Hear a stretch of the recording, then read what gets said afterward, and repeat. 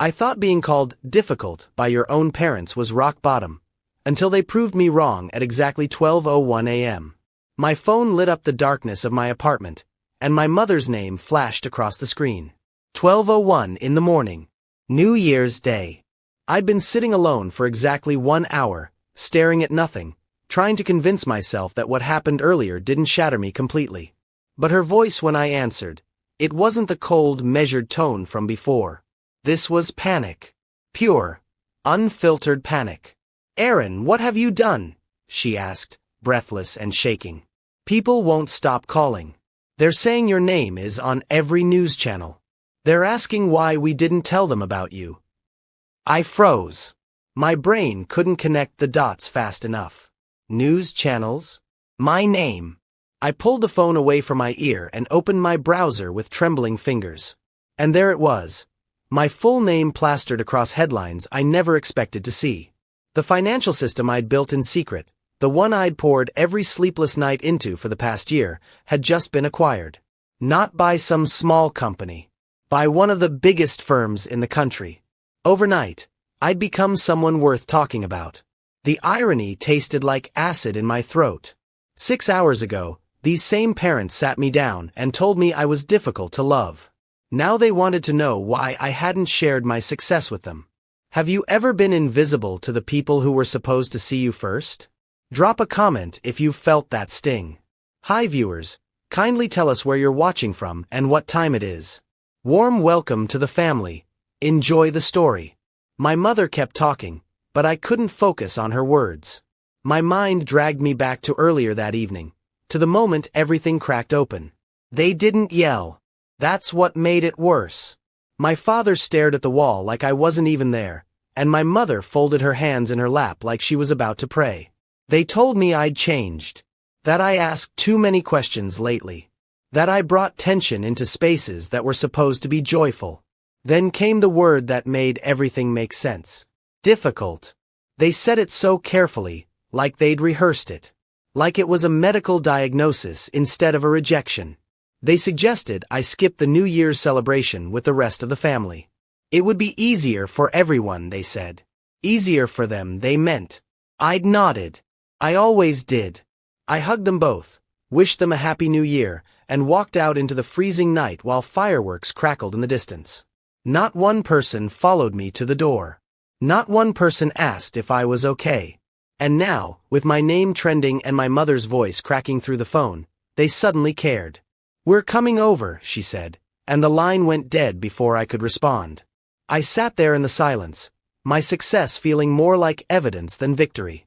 Evidence that I was only worth loving when the world decided I was worth something. But what they didn't know, what they never bothered to ask, was how close I'd come to disappearing completely. 24 hours earlier, I was standing in my parents' hallway while laughter poured out of the living room like a reminder of everything I wasn't part of anymore. My aunt's voice carried over everyone else's, telling some story that had my cousins howling. I could smell the ham my mother spent all day cooking. Could hear glasses clinking. Could feel the warmth of a family celebration happening just 15 feet away from me. But I wasn't invited into it. Not really. My father closed the door to his office behind us, and my mother gestured to the chair across from them like we were about to have a business meeting. That's when I knew something was wrong. Families don't sit down like this unless someone died or someone's getting cut out. The air felt thin. My heartbeat got loud in my ears. "We need to talk about some things we've noticed," my mother started, and her voice had that careful quality people use when they're trying not to sound mean. My father still wouldn't look at me. He picked at something on his sleeve instead. They told me I'd become withdrawn. That I didn't smile as much during family dinners. That when I did show up, I seemed distracted, distant. My mother said I used to be so easygoing, so fun to be around. She asked what happened to that version of me, like I'd murdered him and hidden the body. "You've become difficult, Aaron," my father finally said, eyes still on that invisible spot on his shirt.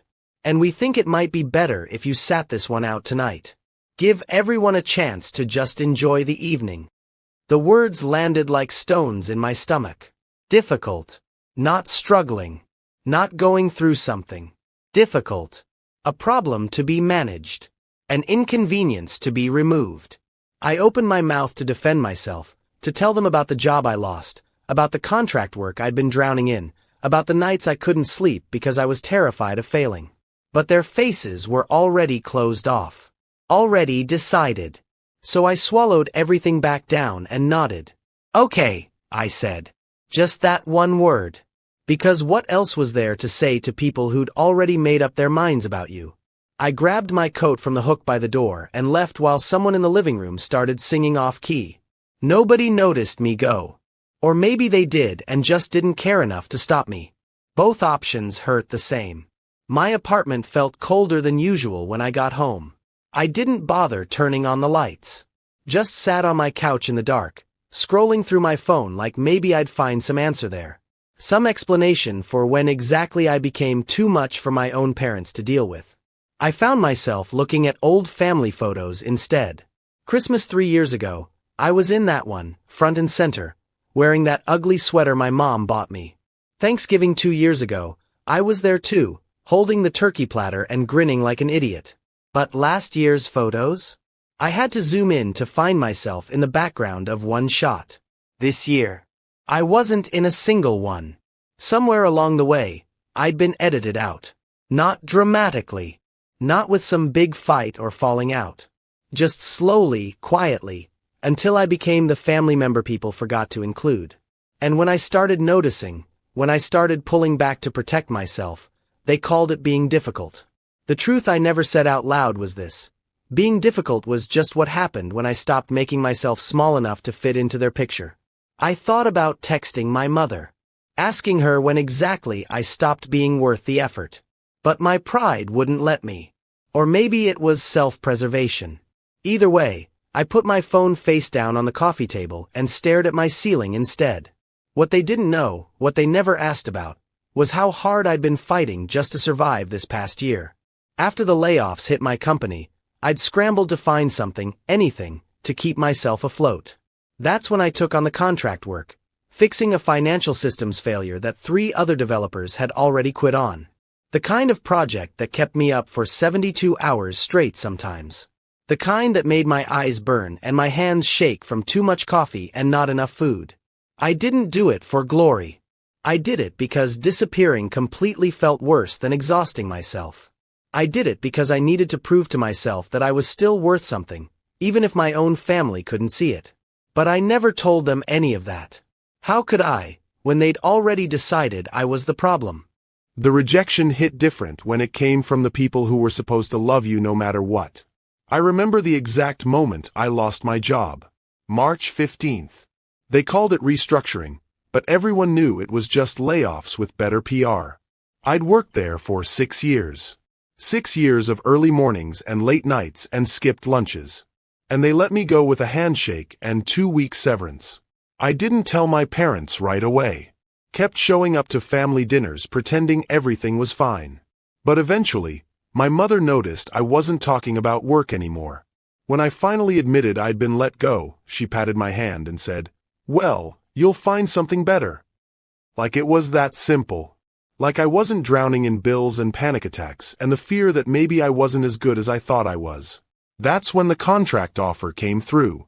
A colleague from my old job reached out. Said his new company had a crisis on their hands. Their financial systems were bleeding money through some glitch nobody could identify. They'd already burned through 3 developers who couldn't crack it. He asked if I wanted to take a shot. The pay was decent, but it was temporary. No benefits. No security. Just me against a problem that had already defeated people smarter than me. I took it anyway. Because I needed to. Because rent doesn't pay itself and pride doesn't fill your stomach. The work consumed me. I'd start at 8 in the morning and look up to find it was 3 a.m. My apartment became a cave of energy drink cans and takeout containers. I stopped answering texts. Stopped showing up to things.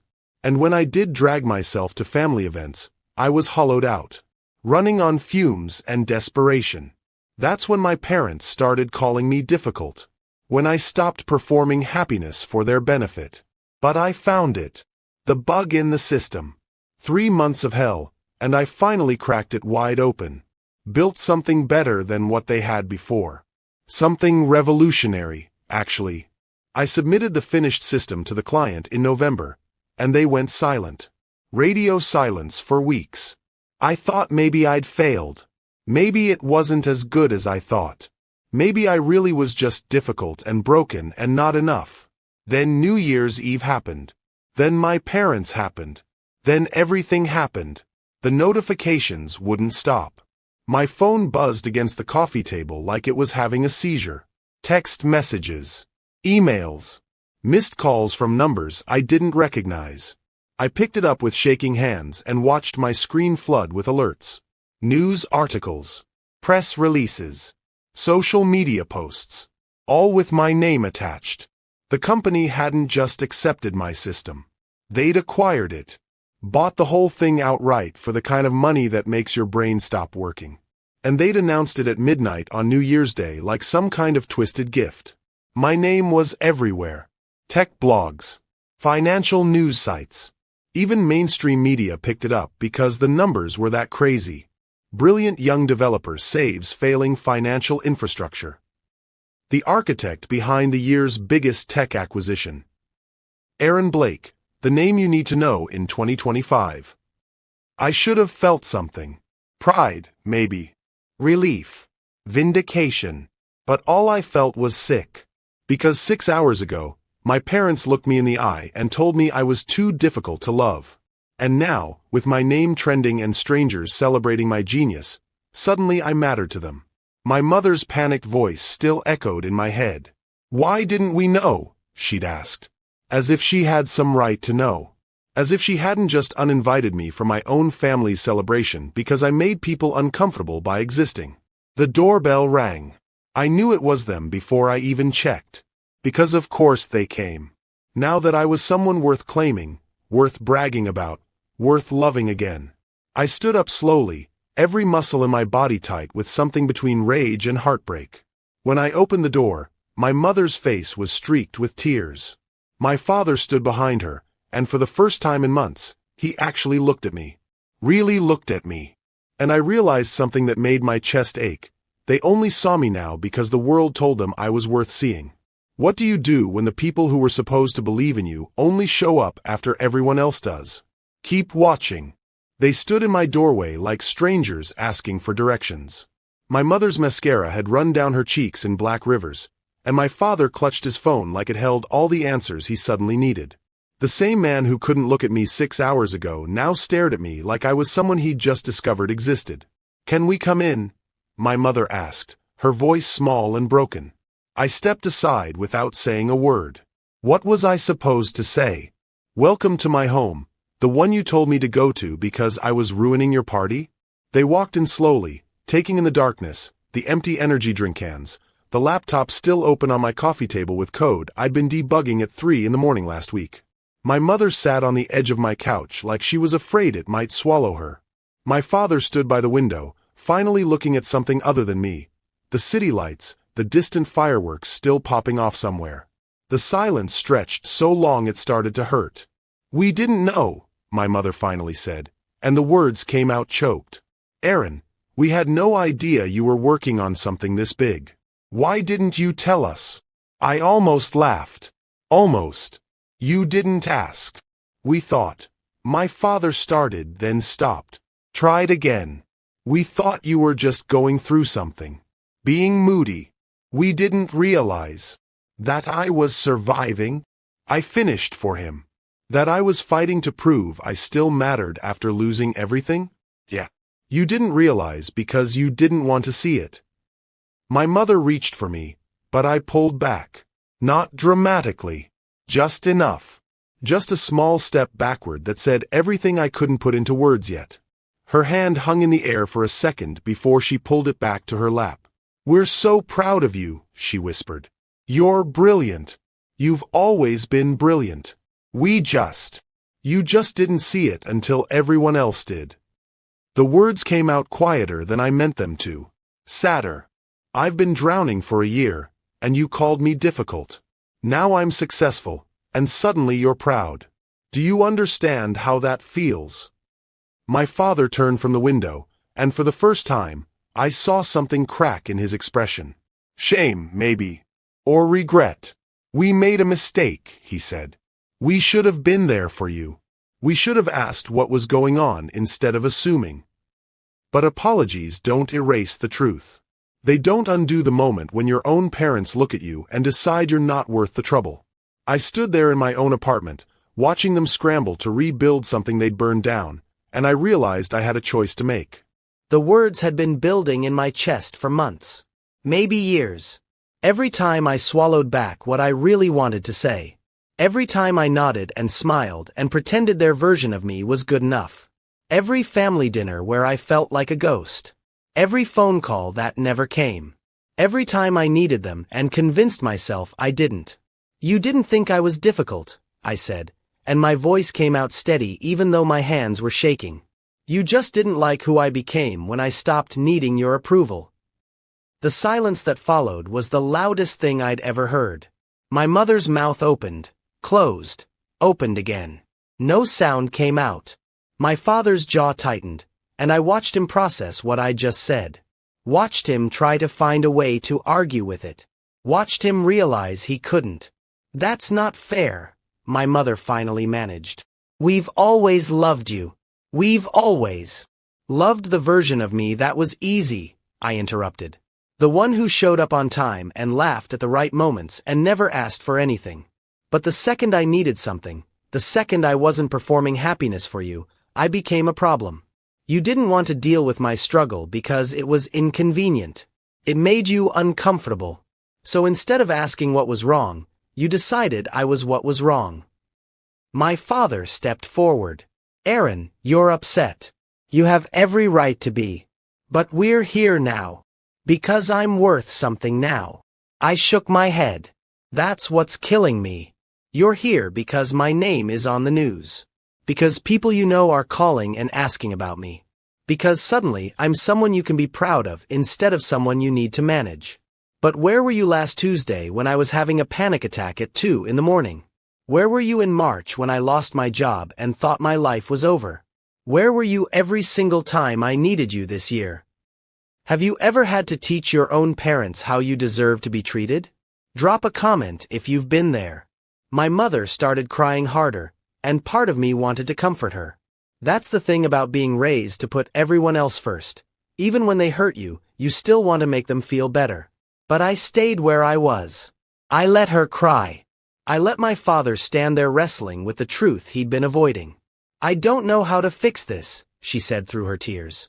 Tell me how to fix this. And that's when I understood something that changed everything. Some things don't get fixed. Some things just get different. Better or worse, but never the same again. The weeks after New Year's were strange. My parents tried. I'll give them that. They called more. Texted to check in. Asked about my work with what seemed like genuine interest. My mother invited me to dinner every Sunday. And my father sent articles he thought I'd find interesting about tech acquisitions and startup culture. But something had shifted between us that couldn't shift back. I showed up to those dinners. Answered their calls. But I kept a distance now that hadn't been there before. Not out of spite. Out of protection. Because I'd learned the hard way that their love came with conditions I couldn't meet anymore. They wanted the breakthrough to be the turning point. The moment everything went back to normal. But there was no normal to go back to. There was only forward, and forward meant boundaries I'd never set before. Why won't you stay longer? My mother asked one Sunday after dinner. You used to stay for hours. We'd play cards, watch movies. I have work to do, I said, which was true but not the whole truth. The whole truth was that I couldn't sit in that living room anymore without remembering how it felt to be uninvited from it. Without hearing the word difficult echo off those walls. My father pulled me aside before I left that night. Your mother thinks you hate us now, he said quietly. Do you? I thought about it. Really thought about it. No, I finally answered. But I don't trust you the way I used to. And I don't know if that comes back. He nodded slowly, and I saw something in his eyes that looked like acceptance. Or maybe defeat. That's fair, he said. That's more than fair. I drove home that night thinking about conditional love. About how some people only show up when it's convenient. When you're easy. When loving you doesn't cost them anything. And I realized that the most painful lesson of my life was this. Love that only exists when you're convenient isn't love worth shrinking yourself for. I'd spent years making myself smaller, quieter, less complicated, trying to be the son they wanted instead of the person I was. And the moment I couldn't do that anymore, I became difficult. A problem. Something to be managed or removed. But I wasn't difficult. I was just done pretending. Spring came and brought new contracts, new opportunities, new versions of success I'd never imagined. The acquisition money changed my life in practical ways. Better apartment, financial security, the kind of freedom that lets you breathe without checking your bank account first. But it didn't change the thing that mattered most. My relationship with my parents stayed complicated. They tried, and I tried, but we were building something new on top of something broken, and the cracks still showed. Family gatherings felt different. I showed up, participated, even laughed sometimes. But I left when I was ready to leave now. Said no when I needed to. Set boundaries that made my mother flinch and my father go quiet. "You've changed," my aunt said to me at Easter dinner, and there was judgment in her voice. The same judgment my parents had wrapped in concern back in December. "Yeah," I agreed. "I have." I didn't apologize for it. Didn't explain. Just existed as the version of myself I'd fought hard to become. The one who knew his worth didn't depend on other people's approval. The one who understood that being difficult sometimes just meant refusing to disappear. But then something unexpected happened. 1 year and 3 months after that New Year's Eve, my phone rang. My mother's name flashed across the screen, and for a split second, old fear kicked in. The fear that they were calling to uninvite me from something else. To tell me I was too much again. I answered anyway. "Hey, Mom." "Aaron," she said, and her voice sounded different. Uncertain. Vulnerable. "I need your advice on something. Not about you. About me." I sat down. This was new. "Your father and I have been talking," she continued. "About retirement. About what we want the next chapter of our lives to look like. And I realized, I don't know how to make decisions for myself anymore. I've spent so long trying to keep everyone happy, trying to manage everyone's expectations, that I don't know what I actually want." She paused, and I heard her take a shaky breath. "You set boundaries with us. You chose yourself even when it was hard. Even when we made you feel bad for it. And I'm starting to think maybe that's what I need to learn how to do too." I didn't know what to say. This conversation, my mother asking me for guidance on finding herself, felt impossible. But it was happening. "That's brave, Mom," I finally said. "Admitting that." "I'm sorry," she whispered. "For making you feel like choosing yourself was wrong. For calling it difficult when it was actually just honest. Healing isn't a straight line. It's messy and incomplete, and sometimes it looks like going backward to go forward. My parents and I never got a perfect reconciliation. There was no movie moment where everything suddenly made sense and all the pain evaporated. But we got something better. We got real. My mother started therapy that spring. My father joined her after a few months. They stopped trying to fix what happened and started trying to understand it. Started asking questions they should have asked years ago. Started listening to answers that made them uncomfortable. I watched them grow. Watched my mother learn to say no to things she didn't want to do. Watched my father actually show up instead of just being present. And slowly, carefully, I let them back in. Not all the way. Not to the place where they could hurt me like that again. But to a new place we built together. The biggest lesson I learned that year wasn't about success or money or proving people wrong. It was about visibility. About how some people only see you when the world tells them you're worth seeing. And once you understand that, once you really feel it in your bones, you get to decide what you do with it. I could have cut them off completely. Part of me wanted to. The part that still hurt. The part that remembered standing alone in the cold on New Year's Eve while they celebrated without me. But I chose something harder. I chose to let them earn their way back while keeping myself safe in the process. My father asked me once, months later, what the worst part was. We were sitting on my balcony, watching the sunset, having one of those conversations that only happens when you've survived something painful together. The worst part wasn't that you called me difficult, I told him. It was that you made me believe it. That I started looking at myself through your eyes and seeing a problem instead of a person trying his best. He was quiet for a long time. Then he said, "I'm sorry I did that to you. I'm sorry I taught you that love was something you had to earn by being easy." That's the thing about conditional love. It teaches you to associate your worth with other people's comfort. And unlearning that takes everything you've got. I'm still unlearning it. Still catching myself shrinking in rooms where I should take up space. Still fighting the urge to apologize for needing things. Still reminding myself that being difficult sometimes just means being whole. My parents are still learning too. How to love without conditions. How to show up when it's hard. How to see their son as a complete person instead of a reflection of themselves. We're all works in progress.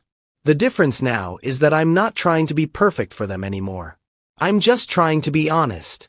And honest is hard, and messy, and sometimes it looks like conflict. But it's real. And real is worth fighting for. The last time I saw them, my mother hugged me at the door and said, "I'm proud of you. Not because of what you built or what you achieved. Because of who you are when no one's watching. Because you chose yourself even when we made it hard." I cried in my car after I left. Not sad tears. Relieved ones. Because maybe that's what healing looks like. Not fixing what broke. Just learning to build something new.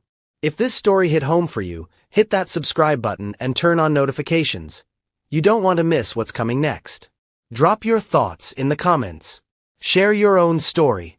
Your words might be exactly what someone else needs to hear today. Sometimes the bravest thing you can do is choose yourself, even when it costs you everything. Especially then.